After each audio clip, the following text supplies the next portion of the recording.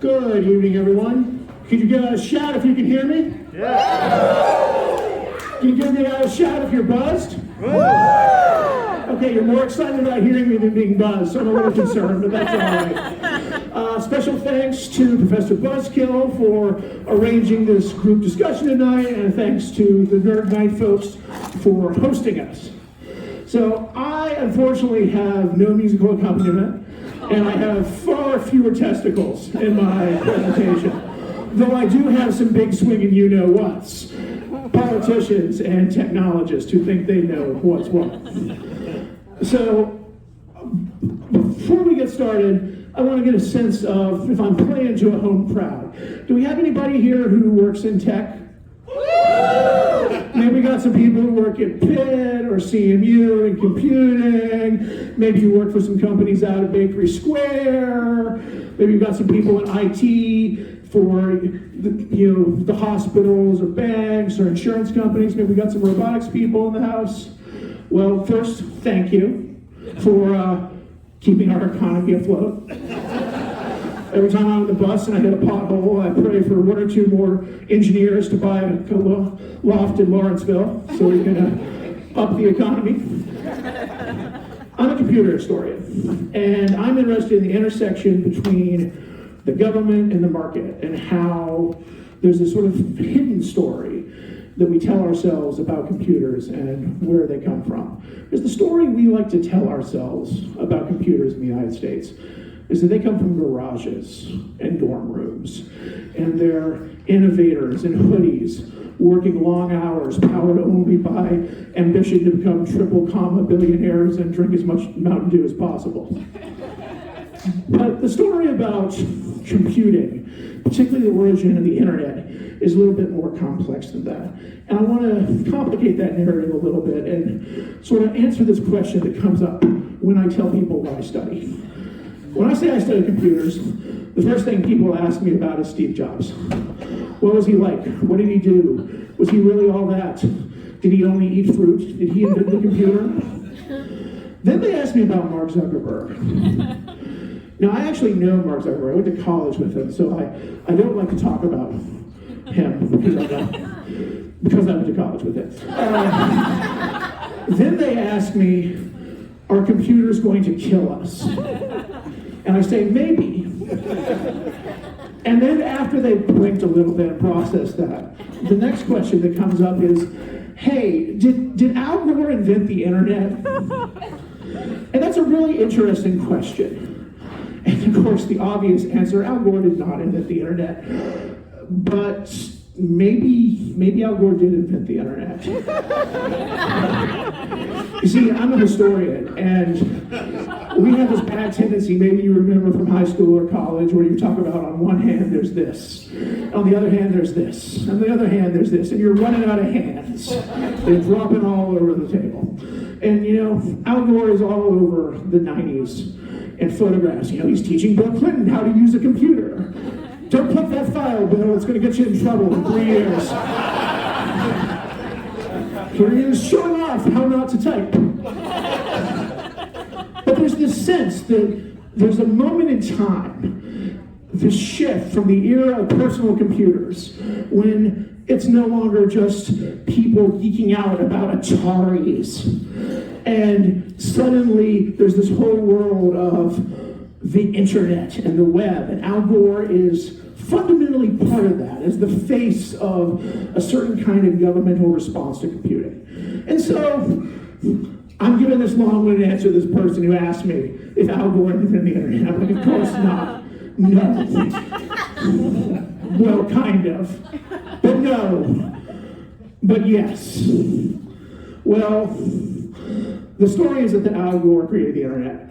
The story is that the United States government created Silicon Valley.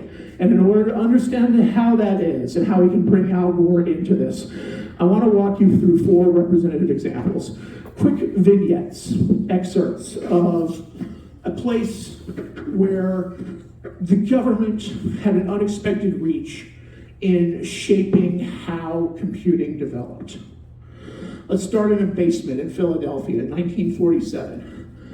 This hunk of wires is Eniac. Now, if you want to get technology historians to fight each other, ask them who invented the computer, and there'll be bottles broken, people going through each other's throats. There'll be somebody with a broadsword waiting and yelling, Turing! But the idea is there are many potential fathers, many claimants to develop the computer. I like to peg as the first electronic digital computer, the Eniac, developed at the Moore School of Electrical Engineering in Philadelphia, funded by the Army. That last clause is the important one. This machine that can do general purpose calculations is created as a targeting aid, and the federal government pours vast sums of money into it. It's not completed in time to contribute to World War II the way that other early computing devices were, but it will play a major role in shaping the environment of computing that comes out of World War II, that shapes the Cold War, this era when you have people at MIT like Norbert Wiener and Claude Shannon who are defining this emerging field of information, of cybernetics, of what will become computer science. And this device, warehouse-sized, full of vacuum tubes, when something blows in it, you have to open a door and unscrew a bulb and put a new bulb in. And most of that work is done by what were called computers at the time. Women, the earliest programmers, human computers. This thing wasn't initially called a computer, it was called an electronic brain. But what it does is set the precedent for the United States government investing in information technology. The guy at the top of the pyramid in funding all of this is named Vannevar Bush. He's President Roosevelt's chief science advisor. He becomes the first head of what will become the National Science Foundation. And he has two grand visions in 1945. One, he wants a machine that can connect all information together. He's not sure how it's going to work. Probably involve microfilm. That's pretty cutting edge, right? That sounds good. Let's take microfilm. But more importantly, he thinks that if you make enough investment in science and technology, you can create a new future. That's where the government comes in. And that's what's going to shape the next 40 years of investment in information technology. So I want to jump to the next moment in time. Train car, rural Virginia, 1964. Club car of a private train. Very mad men in nicely tailored suits, but with horrible haircuts, drinking highballs, waiters in white suits serving them and ignoring the blatant racism in the room. This is a train car coming from a conference held at a hotel in Hot Springs, Virginia, the Homestead, private resort. Train car carrying government officials and top scientists who have been convened by the MITRE Corporation, a government-backed think tank, to investigate the future of information. The guy who called the meeting is J.C.R. Licklider, young psychologist who has accidentally become a computer scientist who oversees the research division of a little agency in the Pentagon called ARPA, the Advanced Research Projects Administration. And his job is to figure out how to beat the Soviets using wacky technologies. And they've had this conference where they have folks from MIT and Stanford and Dartmouth and Carnegie Tech, Harvard and Berkeley, the Rand Corporation, and they've been sitting around spouting all sorts of ideas, and now they're on the train ride back to Washington. They'll scatter their different ways. They're all a little bit tipsy, and they just start throwing ideas around. And they say, what if we linked computers together? Like, that machine they got up at Dartmouth? What if we linked that to that machine they have in Pittsburgh? And what if we linked that to that machine out at Lawrence Livermore? I'm like, no, that's not going to work. Why would we do that? Well, over the course of many, many refills of alcoholic drinks, the group in this train car comes up with the concept of what will become networked computing. And why is this of interest once everyone gets back to DC and sobers up the next morning? Because we're in the middle of the Cold War, and we want to develop a way of creating a command and control system for the United States military apparatus, its scientific development, and its economy that can survive a nuclear blast. And if everything is run from the top down from Washington, you drop a nuclear bomb on Washington, suddenly you can't communicate with anyone. But what if you have a distributed system with no central hub, and you can send packets of information from place to place without having to go any one route? So they start experimenting with this. ARPANET emerges out of it. Here's an example of its growth over time. Starts in 1969. By the end of the year, a couple of branches in Southern California reaching out to Utah.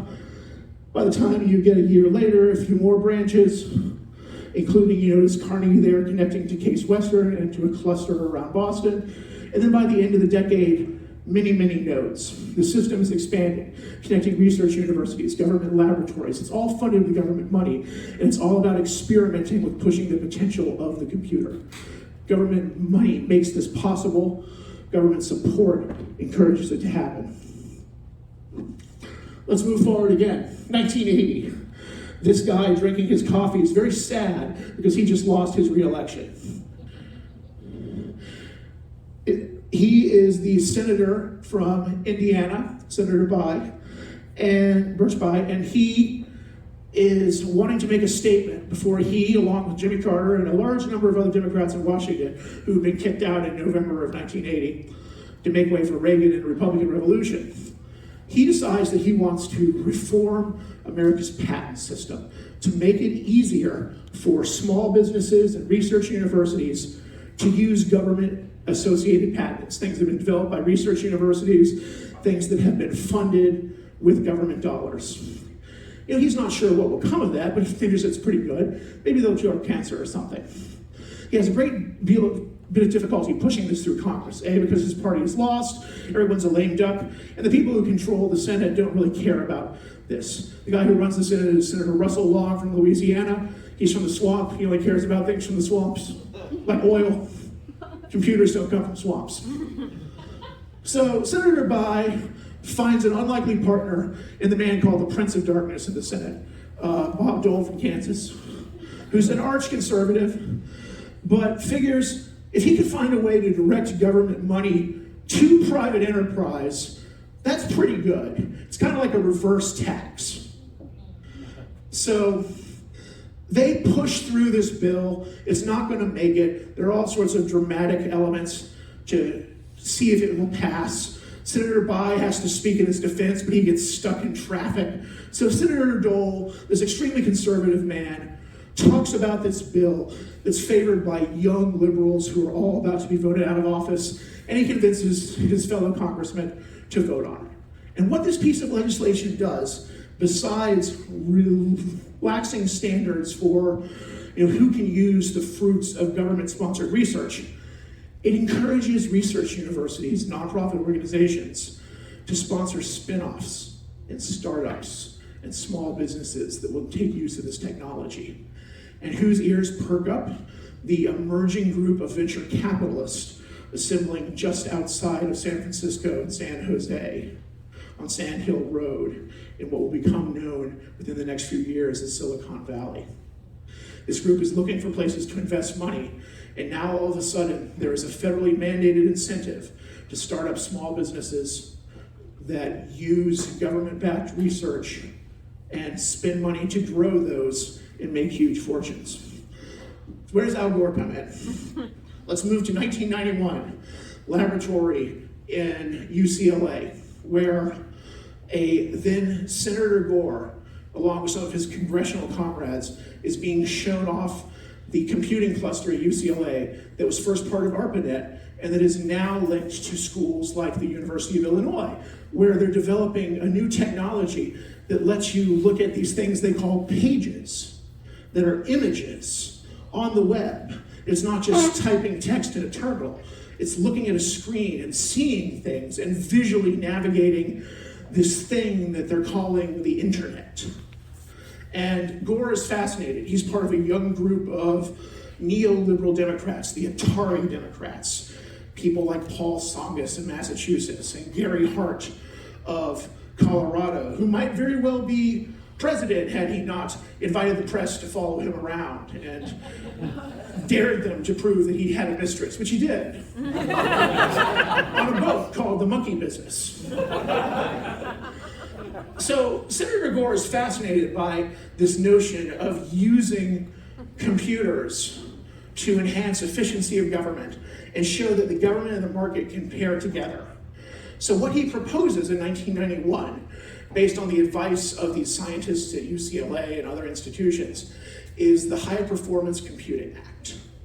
And this will commit the government to building up an infrastructure for computing, for supporting companies that want to lay fiber, investigate new mobile telephony technologies, create consumer products that allow ordinary Americans to access electronic mail, discussion boards, this emerging market for e-commerce. No longer do you have to be affiliated with a research university or a nuclear laboratory to connect to other computers. Within a few years, you'll have the boom of CompuServe and America Online, and you'll have a burgeoning democratization of the web, in part made possible by one guy who wanted to show that he was savvy with the tech people. So Al Gore becomes this inadvertent patron of the internet. He's not devising it. He doesn't have a set of pliers. He's not building what will become a server. But he's a representative of this sort of large, mostly faceless bureaucracy of politicians and scientists and office holders and systems analysts who have brick by brick erected a large governmental infrastructure that makes it possible for the free market to step in and expand its capability to create the information society. So Al Gore didn't invent the internet, but he's representative of the kinds of people who created the conditions that made the internet possible. And I just thought I'd share a couple of books. If you're interested in reading more, here are some works. The Code by Marco Romero talks about venture capital, really good. Internet Alley by Paul Steruzzi discusses how Washington, D.C. is this hidden hub of computing. Janet Abate's book on inventing the internet. And finally, Paul Edwards' Closed World, a classic looking at the ways in which the government, out of sight, inadvertently shapes the way that we interact with all technologies, especially the internet. With that, thank you very much, and I look forward to any questions you have.